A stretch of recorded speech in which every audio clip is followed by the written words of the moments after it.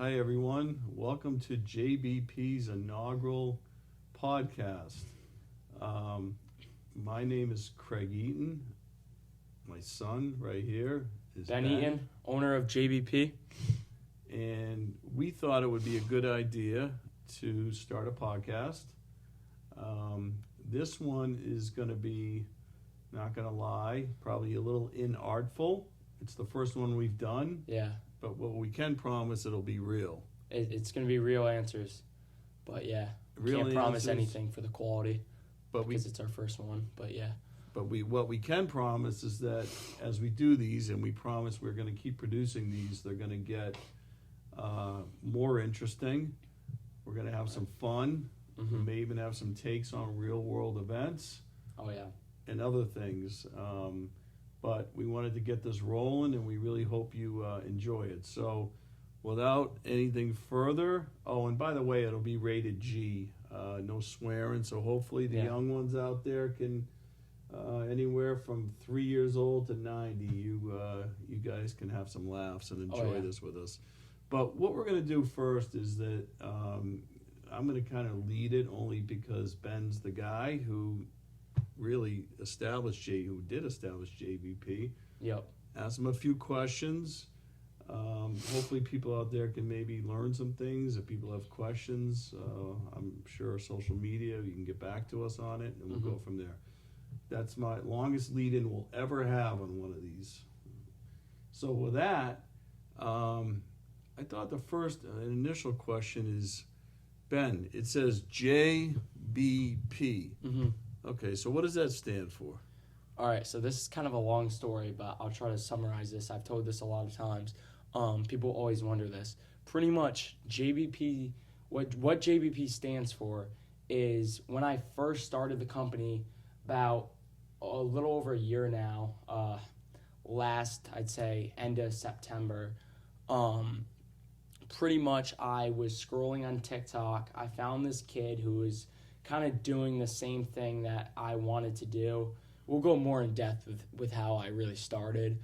But basically I partnered up with this kid named Jagger. Shout out to you if you're watching this, Jagger. And pretty much, we partnered up to start the first website of JBP.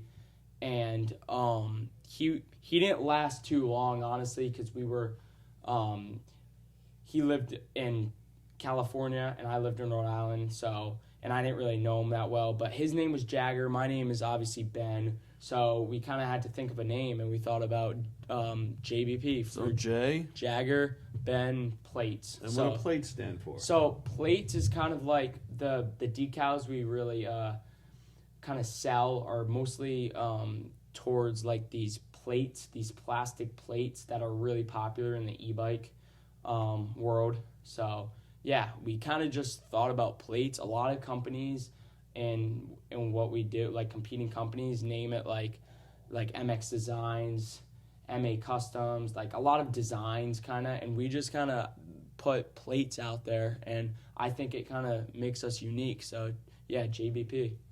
There's the interesting story of JBP, and shout out also to Jagger from me.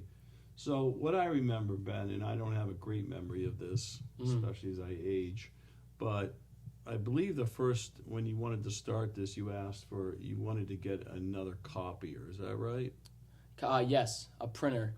A printer. Yeah. But it was a copying machine printer type deal. Yes, desktop. Yeah. It was desktop, yep. Like at Staples, for instance, right? For sure, yeah. And you kind of tricked me, and you said, Dad, can we get a new printer? It'll be better for your work. Yep. Okay, so that was right. I think that my memory is right on that. Yeah. And next thing you know, I got rid of my nice Hewlett-Packard printer, which I did use for work, and all of a sudden there's a new printer there. It wasn't much nicer, but it apparently could print something else. It was Postscript, and then I'll let you explain it. Is that I was not able to print anymore for work, so I had to buy a whole nother one, but that's a whole story for another day. So is that how you first started printing the decals, right? Pretty much. So our first desktop printer that we just had for a while, which that we got rid of and you had to buy the new one Yeah. is I first made Delightful. I first made some prototypes on our older printer, desktop printer, and that was considered, I don't know exactly what the printer was like called, but it could only really print on like regular paper. So it like I couldn't make the decals really sticky, if that makes sense. And I wanted to level up early on. So I found I did a lot of research and I found out like inkjet, that's what the new one was called. Inkjet printers can print more of a variety of on paper. So stickiness on the back. And I mean, it was way more of an in-depth printer. So you guys could never figure it out for regular printing. Nope. Had no idea. No. All I knew is we couldn't print stuff that we needed. And you also tried to say I could probably expense it at work, which I did not. So if works ask, looking at this, I did not expense it. Yeah. And then I had to go buy my own printer, which like I said was great. But is that where you started your first plates? Yeah. So we started selling when we opened our website. I started on that printer. I was on that printer pretty much. And looking back on it, actually, the quality was so bad, and I am almost embarrassed that we sold some of those early prototypes of the quality we had on that printer. It was fine, but looking back on it, I mean, the quality we have now is crazy. I still have some prototypes upstairs, which is crazy to look at. I'm gonna have to probably frame one down here, but We'll show that at the next podcast. yeah, we'll definitely get in more depth. But I mean, that's pretty much where I started, and it's crazy to think that I went to this small desktop printer, which was only about $300, and at the time, because I had not a lot of revenue, $300 was like a ton for me. So I convinced you to buy this for your purpose almost. Right. And I'm very grateful that you expensed that at the beginning. Now I invest in. No, I didn't expense it. You didn't really? Well, not at work. Oh yeah. No. Out of your own I pocket. bought it. Yeah, that's what I mean. Yes. That's what I mean. Out of your own pocket. Right. I'm grateful because I didn't have $300 to buy a printer. Like that was unheard of. I only probably had $50 in revenue or something. Like nothing. Right. Like nothing. So yeah, that's pretty much where I started. So how did you get the revenue at the beginning? I mean, what was it through website orders? Okay, so I got the revenue at the beginning. Like this is pretty much how I found my first customers. And how long ago again? Repeat. This is about a little over a year ago. Okay, Our anniversary was a few weeks ago. We didn't do much for that, but we're gonna have something crazy coming out soon for that. We just gave away a whole e-bike to a kid, which is over $1,000. So yeah, but we'll get back to your question. So you asked again. Do you mind repeating that? Yeah, the question was how did you get your first sales? Yeah, okay. So pretty much I got my first customers by first I posted on Snapchat stories, which people thought I was cringy for this, but I posted on Snapchat stories like, making these decals, like who wants them for like really cheap, right? Because there were other businesses out there that made decals, but not a lot. There were only like big graphics company in like the dirt bike world and all that. So I found my first customers through like Snapchat. So it was mostly just my friends, like Lucas Proya. Shout out to Lucas. He was one of the first to buy, and I was literally like handing them out to like two of my friends in school that had these e-bikes for literally like $5 each. I thought it was crazy that I even got like someone interested in selling stuff. But after Snapchat, after I got a few orders through that, I partnered up with Jagger, and we started the website. We spent a whole Sunday, like about 7 hours on call, just setting up the Shopify.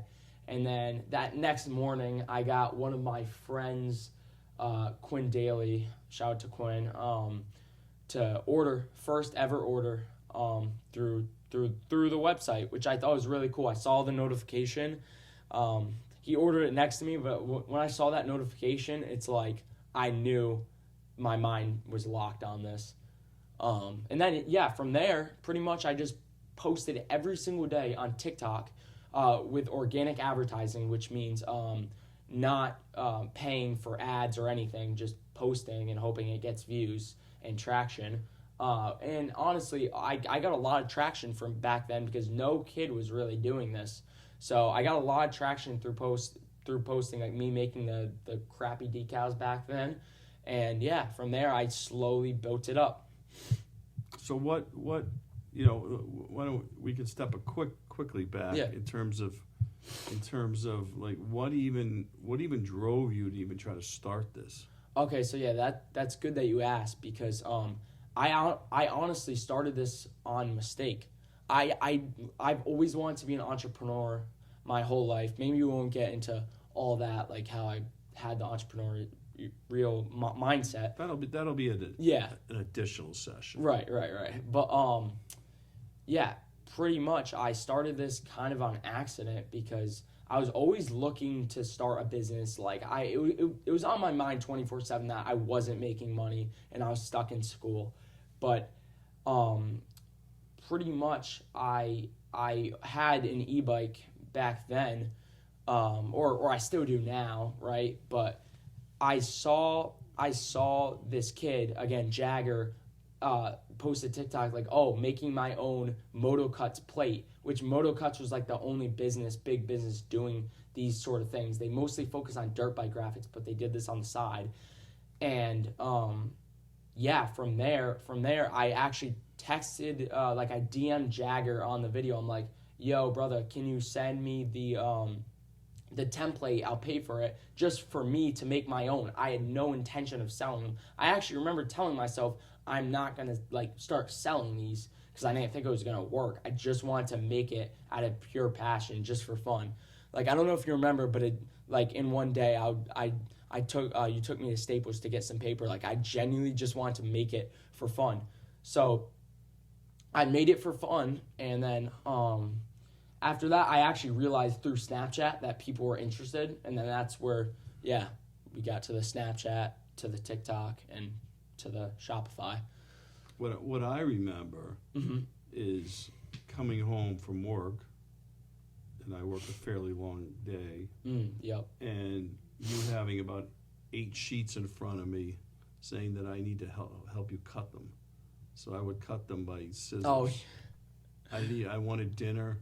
I wanted to chill, maybe even watch a ball game, God forbid. Instead, I'm sitting there like an idiot, cutting out these things with scissors. That was my memory. Yeah. Besides being tricked into this printer, and then tricked into other things that we'll get into later. Later, yeah. I guess that's your entrepreneurial spirit, in a way. Yeah. But and again, I think we should keep these somewhat short because we don't want to video. bore you guys out there. No. But we're gonna keep going, and we're gonna have some good just tidbits and advice and things that maybe you like, maybe you don't, and we'll keep moving, and we'll have some guest people that we'll have on, which will be really cool. Sure, for sure. Yeah. But how old were you when you was it 14? I was almost or just 15 years old. I was 15 years old. And right now I'm 16 and a half years old. Yep. Okay, so it's been a year and a half. So we started at 15. I started at 15 years old. Yep.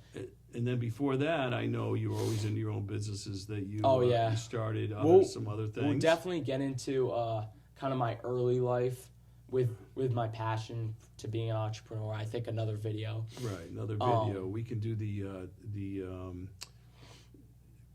where I get tricked into buying a ton of things to detail cars. Oh, yeah. Yeah. Mm-hmm. In fact, I think I even had a detail car myself at one point. I didn't even know what the heck I was doing. But that's fine.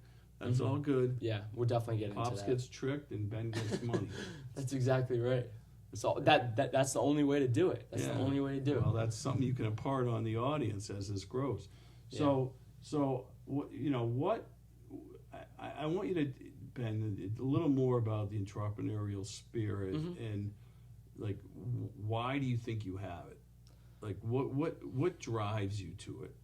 All right, so I really think I have the entrepreneurial spirit because I kind of like I'm honestly very against school.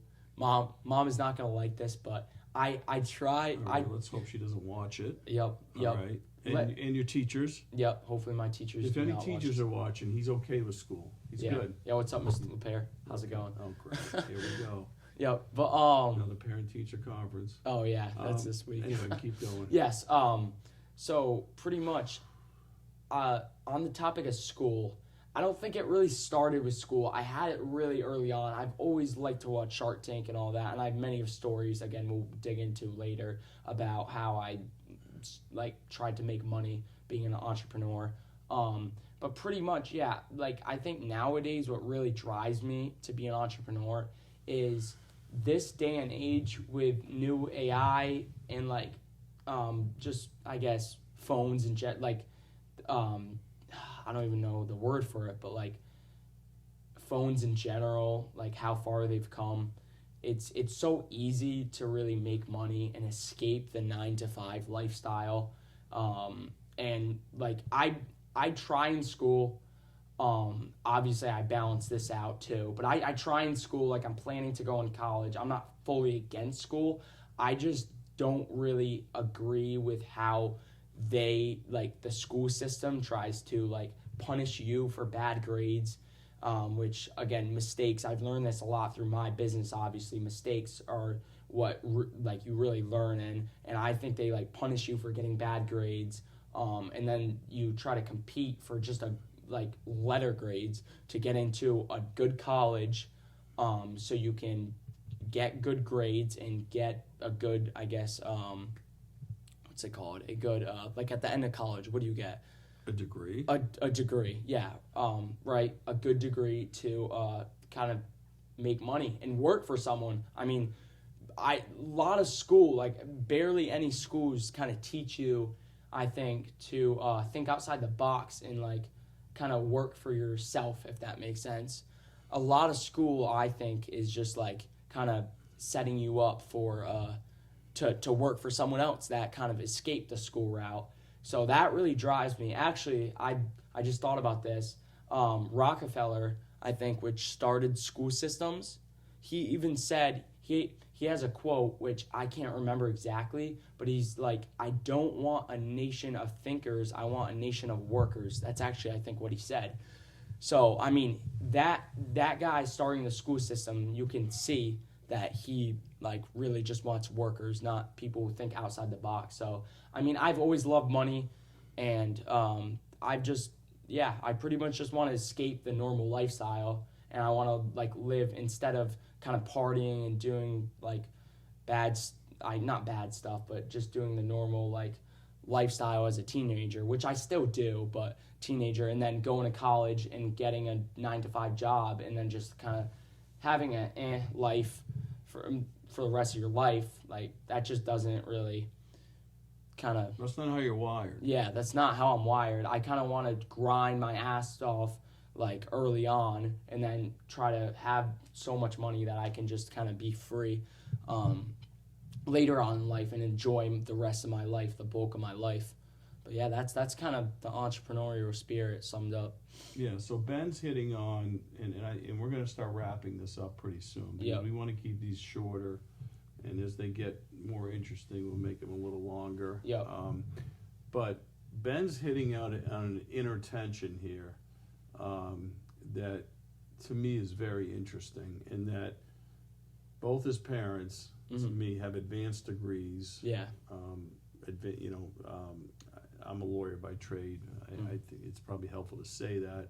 So I kind of did that whole thing right by the book. Went to college, went to law school, got my degree, went in to a company. And I'm still at a company. I'm not a practicing lawyer anymore, but I'm executive at a company. I get paid by my company. Right. I wish it was 9-to-5. It's not. It's probably 7:30 till 8 at night, and also on weekends. Yeah, and you were fortunate to, get a good job and work for someone who pays you well. But you know what I mean. It's still I just hate working for someone. I feel like my mindset is like so crazy that I know I'm not working for someone else. Like I will force myself to not work for someone else because I mean they just have the like you just see them they just have the higher position and it's like you're looking at them like like why would you want that when you can get more? Well, I would say this, and this is where this may get interesting in future podcasts. I think there's many ways to skin a cat. Right. Right. So I don't think you're casting aspersions on people that do go the normal route. Right. I mean, there are a lot of people that go to very good colleges, get very good jobs. And I respect people that get good grades and everything. Right. It just doesn't like,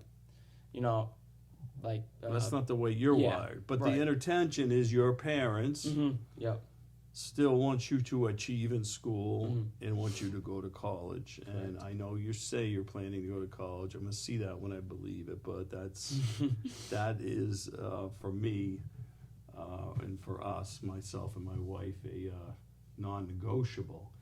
So we'll talk further on that. But I think that's a really good thing to just keep talking about because I'm sure anyone who's watching this. Maybe we'll have one viewer, maybe we'll have 100, maybe even more than that. But people that are watching this, I know you're going through probably the same thing or you've experienced it, and I think it's going to happen more and more in society, given that you just can't slot people into just certain things. It's the cookie cutter slotting. To me, is really starting to get a little bit outdated. But at the same part, it's very important to both our families. We both come, myself and my wife come from educated families also to get degrees. And Ben has a sister, and maybe we'll have her when she's back from Oxford. She's studying there right now. She goes to Duke, and she was a valedictorian. And I'm only saying this not to brag. I'm saying it because there's a very interesting dynamic because it's very She crazy. fits right into that mode. Right. And Ben is very different. We are literally quite we couldn't get more opposite. When we it comes still to bond. That stuff. We still bond, but we are very opposite. Right. Like I say this and she's this is no offense to her or no offense to me, I guess, but she's the school smart and I'm the street smart. And if I try in school, I could probably get, which I do.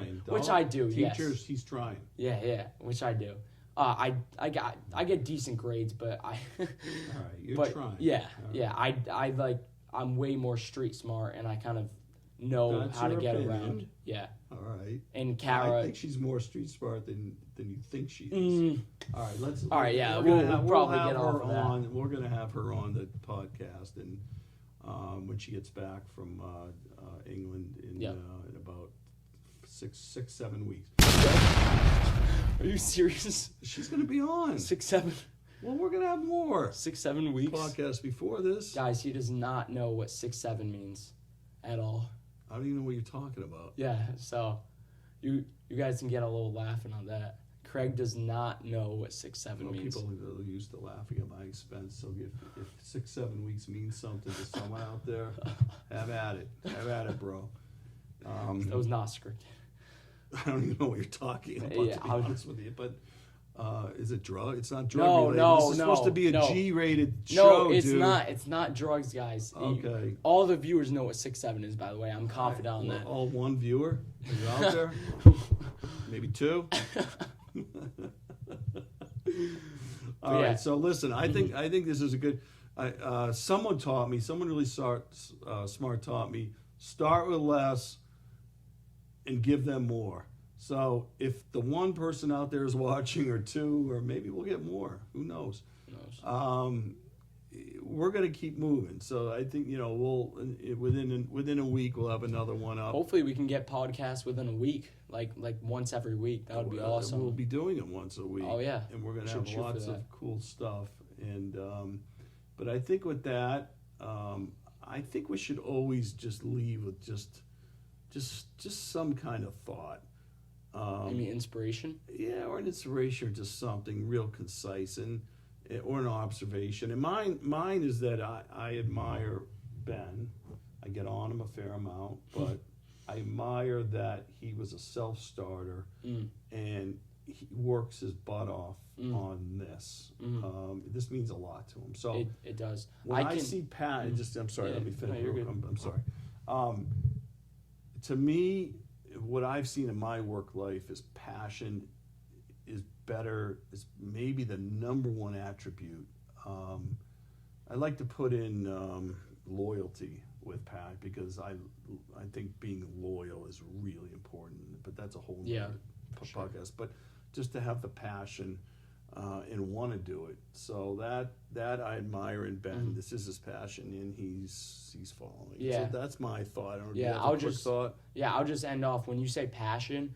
I actually didn't kind of mention this.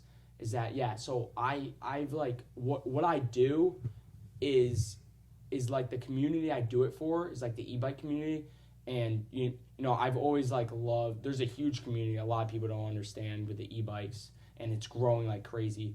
I've had like a e-bike like a Suron for like 3.5 years. I've been through them, so it's really cool to kind of own my own business that is targeted to what like I like to do, one of my like passions, like hobbies.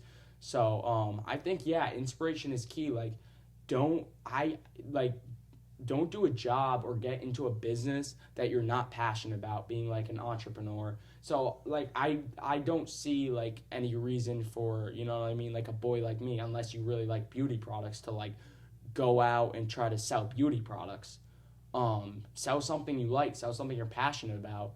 I mean, cool. That's about it. And last note I want to say is, I live off this is consistency is key. Consistency is literally key. I've stayed so consistent, pretty consistent, I'd say, for a year now. And I mean, I see my competitors dropping out like flies. So just stay consistent, and you know, your time will come if you stay consistent. And there always going to be another competitor. Yes, no matter what. So always remember that. Oh yeah, no matter what. Don't get complacent. All right, we're going to end the JBPlates.com right here. Plates podcast, JBPlates.com. Yeah, go check out the website if you guys are interested in what I sell. And don't feel like you have to buy anything, but we don't have like a going off song or anything. Yeah, I can put one in there. We can put one in, and I can do like a little JB Plates dance. This guy's such a troll. But he's a good talker. You see this? You see I'm going down on the plates. I'm coming up. JBPlates.com. All right. We're gonna end.